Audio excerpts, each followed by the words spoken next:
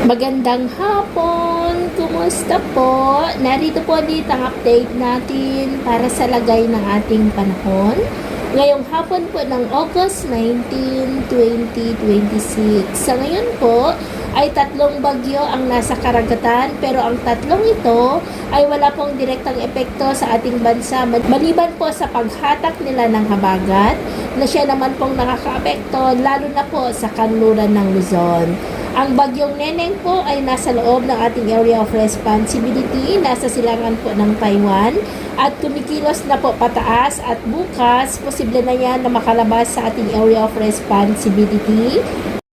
Pero patuloy pa rin po nito na hahatakin ang habagat pa po sa mga susunod na araw. At ang bagyo naman na nasa labas ng PAR sa silangan ng Mindanao ay kikilos po yan pa west, northwestward na siya pong patuloy na manghahatak ng habagat at posible yan na maging malakas na bagyo.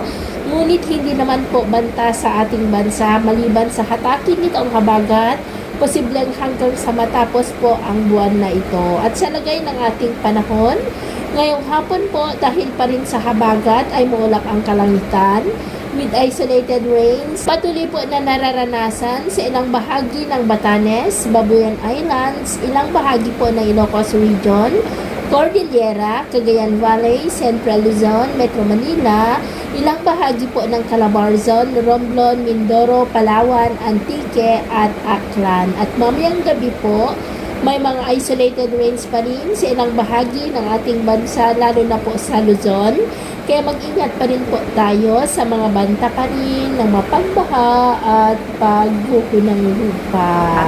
At sa atin naman pong mga baybayin, dahil sa habagat ay iwasan na muna natin ang papalaot sa kanlurang baybay ng Luzon dahil ang mga alon po ay posibleng aabot hanggang po sa 1.5 to 2.5 meters height.